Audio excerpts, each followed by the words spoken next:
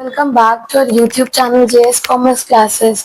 तो आज मैं आपको एचएससी इंग्लिश 12th स्टैंडर्ड जो आपको एग्जाम है उसमें आपको पोएम सेक्शन में पोइट्री सेक्शन में अप्रिसिएशन आती है।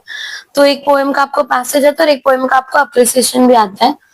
तो वो लोग कोई भी पोएम का पूछ सकते हो। तो मैं आज आपको उसका अप्रिसिएशन पूरी सारी पोएम का एक्सप्लेन करने वाली हूँ वेरी क्विकली, बहुत इजी लैंग्वेज में और ऐसे कि आपको समझ में और आप कैसे उसको अटेम्प्ट कर सकते हो। सबसे पहले अप्रिसिएशन पे जो मार्किंग स्कीम होता है वो थीम और लैंग्वेज फीचर्स पे दो होता है। मतलब आप कैसे, ग्रामेटिकल एरर्स तो नहीं है, थीम प्रॉपर है कि नहीं, और जो एक्सप्लेनेशन और प्रेजेंटेशन वो 1 मार्क्स का, देन आपका पर्सनल ओपिनियन और एवेल्युएशन 1 मार्क्स की। तो जहाँ पे आपको पॉइंटर्स दिए हुए होंगे, जैसे कि सबसे पहले अबाउट द पोएम पोएट, आपको पोएम और पोएट का नाम लिखना है।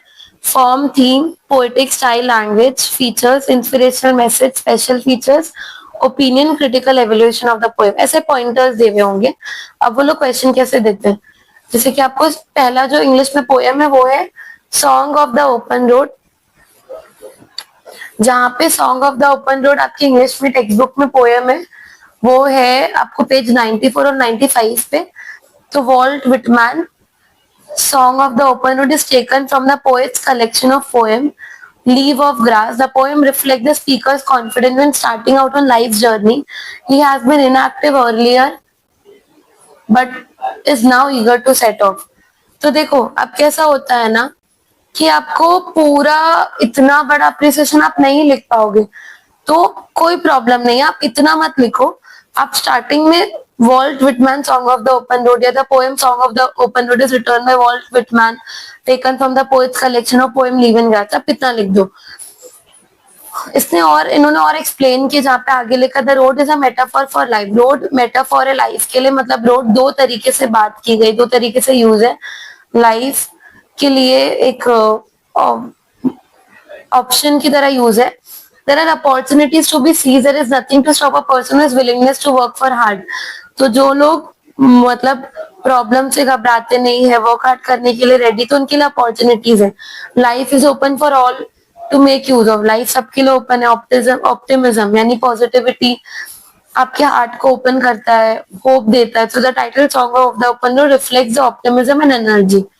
अब देखो, इमेजिन करो मैं ऐसी हूँ जो मुझे इतना याद नहीं होगा, तो आप क्या करोगे, आपको एग्जाम के लिए अगर प्रिपेयर करो और अभी तक आपको ये याद नहीं है, तो आप छोटा सा इंट्रोडक्शन लिखोगे, लाइफ जर्नी तक भी लिखोगे तो चलेगा।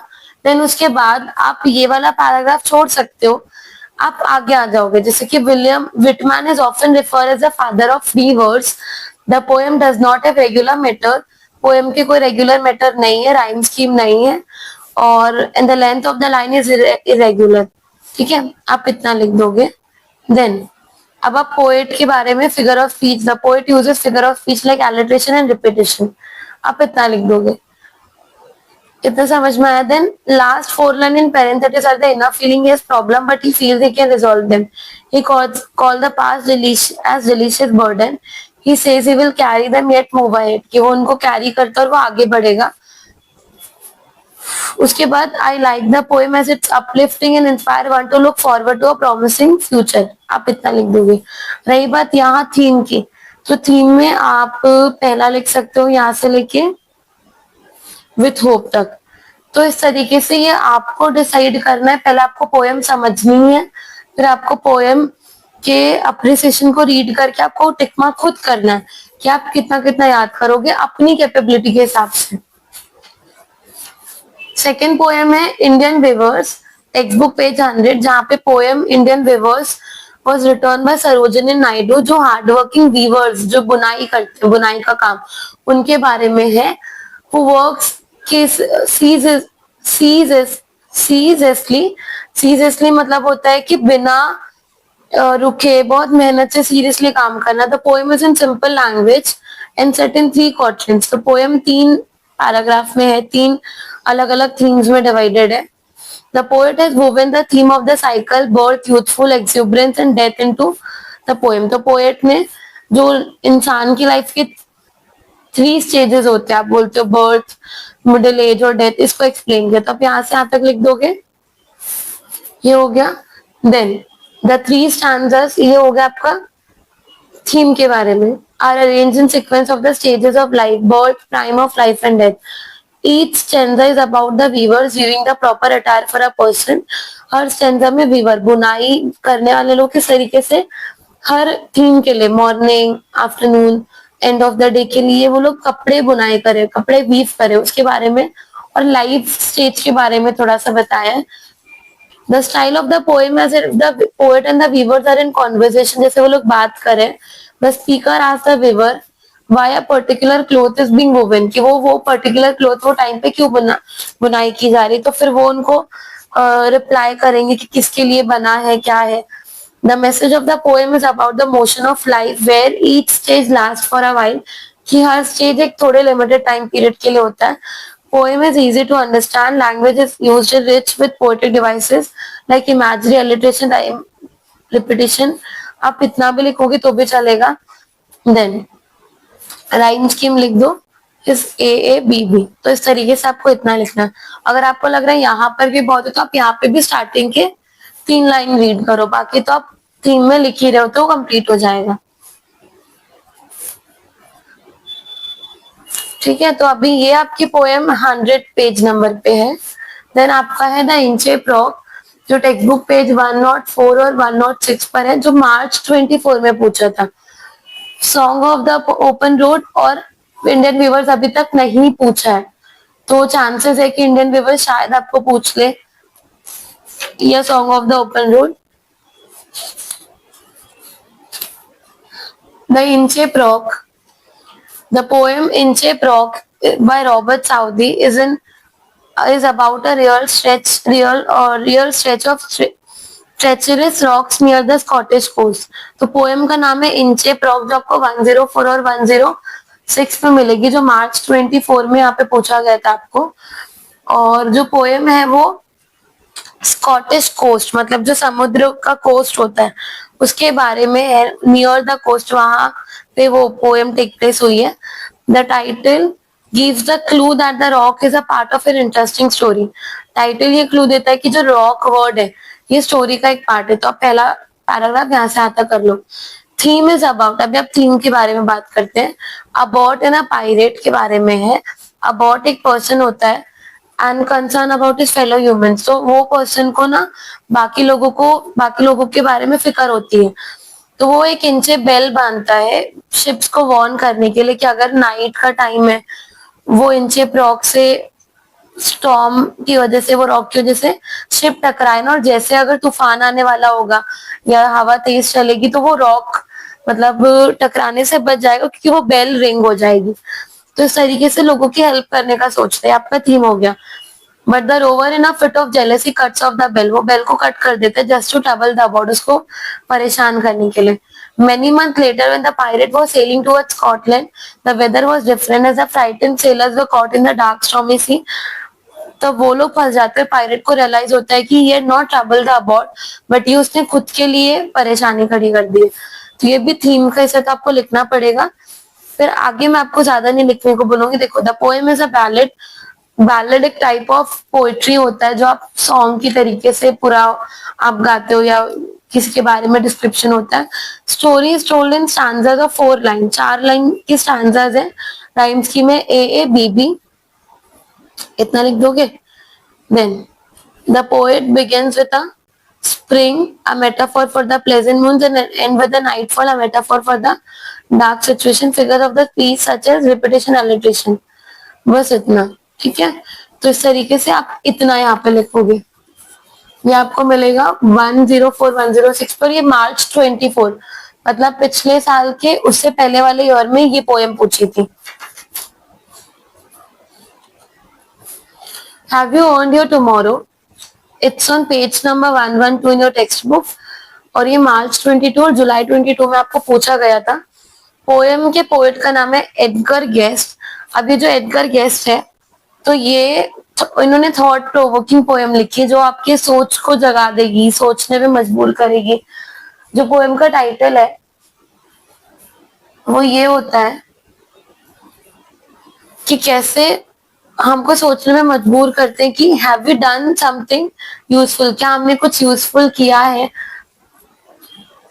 It urges the reader to be thoughtful in everyday life. तो पोएम के टाइटल से पोएट रीडर को बोलते हैं कैसे हमको हमारी रोज की लाइफ में बहुत ज्यादा थॉटफुल होके काम करना चाहिए। The poet comes with a clear message that one's life is meaningful only. अगर आप इसको यूजफुल यूज कर रहे हो किसी ना किसी के लिए, ह्यूमैनिटी के लिए, तो ही आपकी लाइफ का कोई यूज है। The poet says one conscience has to know that once existence justified. तो पोएट बोलते हैं कि हमारा जो हार्ट है, हमारा जो दिल है, ये हमको बोलने पे मजबूर करना चाहिए कि हमारे होने से, हमारे प्रेजेंस एग्जिस्टेंस से किसी ना किसी की हेल्प हुई है, तो ये हमारे जो लाइफ है समझो वो वर्थ है, वो उस काबिल है कि आप उसको सही से जी रहे हो।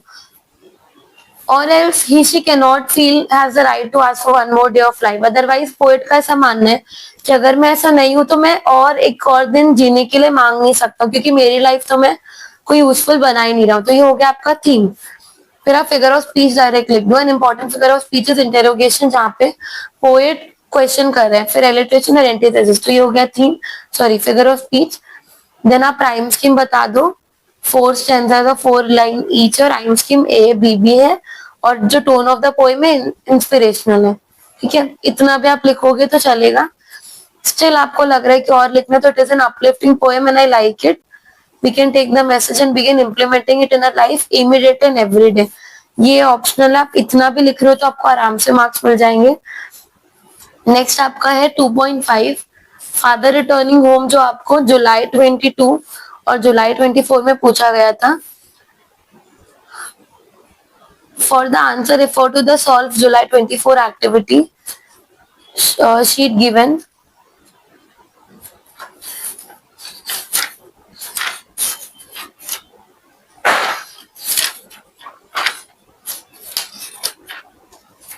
तो यहाँ पे ऑलरेडी सॉल्व था, तो इसमें से मैं आपको बताती हूँ। The poet father returning home by Dilip Chitre, bilingual poet. तो ये पोएट का नाम है दिलीप चित्रे, और ये बाइलिंगुअल पोएट है, मतलब 2 लाइन में, सॉरी 2 लैंग्वेज में ये पोएम लिखते हैं।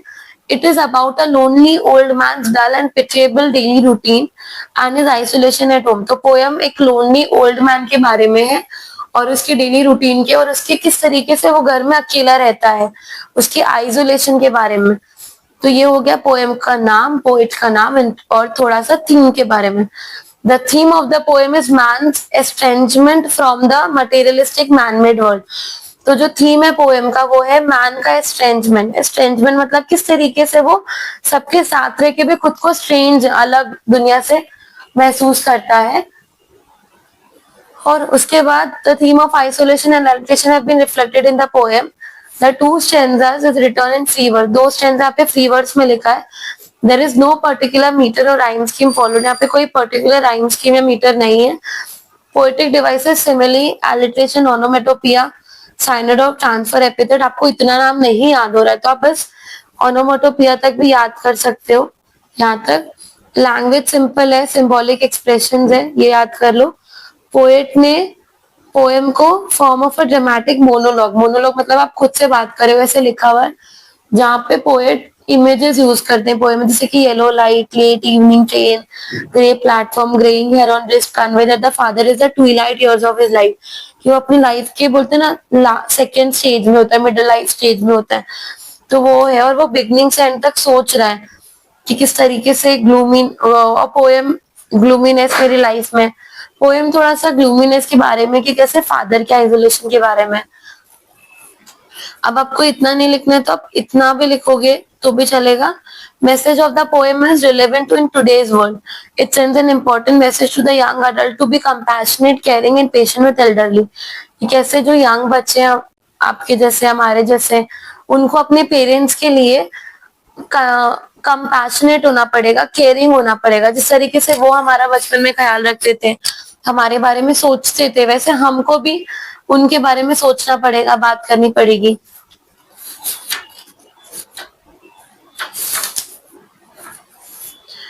तो ये आपका 2.4 तक था।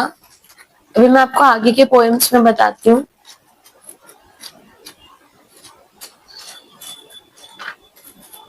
देखो पोएम का कैसा है ना कि आपको रीड करना पड़ेगा, read and read again and again, और उसके बाद फिर आपको एक दो पोएम की प्रैक्टिस करो जो बार बार रिपीट नहीं हुई है, हो सकता है उसमें से एक बार इस बार कोई पूछ ले। अभी फादर ऑफ रिटर्निंग होम जुलाई 22 में पूछा था और फिर 24 में लास्ट टू लास्ट ईयर पूछा था। नेक्स्ट आपका है 2.6 मनी जो 122 पर है, और William H Davis in his poem speak of both times when he had money and he did not, जब उसके पास पैसे थे और उसके पास पैसे नहीं थे। Theme of the poem is influence of money, कैसे जो पैसे का बोलते ना, पैसे का बोलबाला, पैसे का इन्फ्लुएंस होता है लोगों के बिहेवियर पे, उसके बारे में पोएम है। पोएट बोलते हैं false friends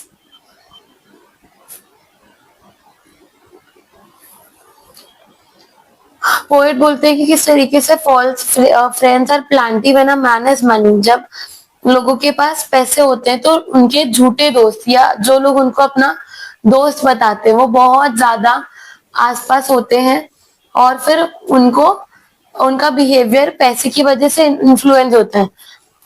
the poet compare himself to a child with a trumpet, poet खुद को एक बच्चे की तरह बताते हैं ट्रम्प जिसके हाथ में ट्रम्पेट है। He is not allowed to blow it for there has been a death, but ऐसा हो गया कि उसको बताना नहीं है कि उसके हाथ में ट्रम्पेट है क्योंकि किसी की डेथ हो गई है। तो पोएट ने सिमिली यूज किया है अपना एडवाइस की, हम बहुत बार अपनी वेल्थ को फ्लॉन्ट नहीं कर पाते क्योंकि हमारे पास झूठे दोस्त होते हैं। और the language of the poem is simple, poem की लैंग्वेज बहुत सिमिलर है, जहाँ पे पोएम बताते हैं सिंपल है, आपको बहुत पढ़ने पे समझ में आ जाएगा। और पोएम में फिगर ऑफ स्पीच यूज हुआ है जैसे कि सिमिली, इन्वर्जन और एंटीथेसिस, रिपीटेशन। अगर आपको सब याद नहीं हो रहा है तो आप दो नाम याद करो, और फिर जो पोएम है उसके 5 स्टैंजास है, राइम स्कीम ABCB है।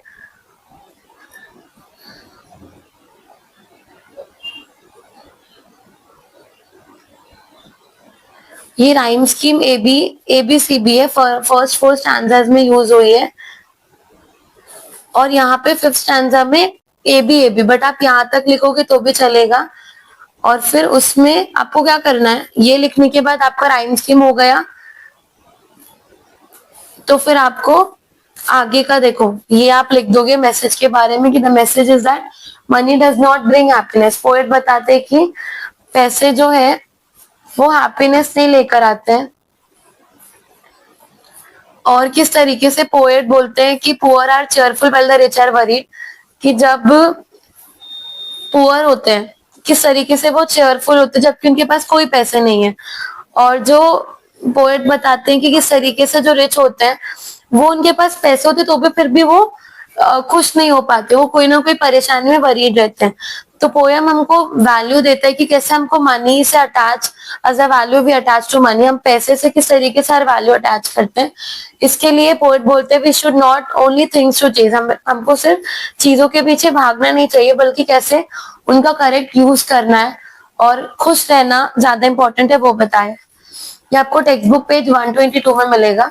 शी वॉक्स इन ब्यूटी जो है ये 126 पे, जो सिर्फ एक बार पूछा है मार्च 23 में, लॉर्ड बायरन की पोएम है। It opens with the same word that form the title she walks in beauty. These 4 simple words quickly create an atmosphere of admiration and mystery.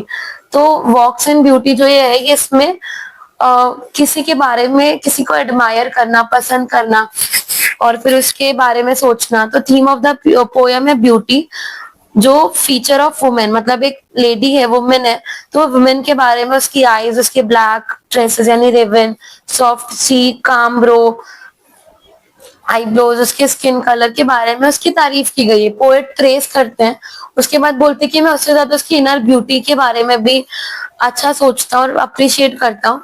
If a person lives in goodness his mind is pure and calm, और बोलते हैं कि poet को ऐसा लगता है कि अगर आप अच्छाई में रहते हो, अच्छे हो, तो आपका माइंड भी प्योर और काम होता है और उसकी इनोसेंस उसकी आउटर ब्यूटी पे रिफ्लेक्ट होती है।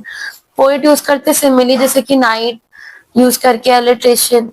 पोएम लिरिकल है और यहाँ पे 3 स्टैंजास है, राइम स्कीम है AB AB। Message is being conveyed that if the one is pure and bears a sound character from inside, आप अंदर से अच्छे हो तो वो आपके आउटसाइड आउटर ब्यूटी पे भी रिफ्लेक्ट करता है। लास्ट पोएम है small towns and river, text book page 130 पर।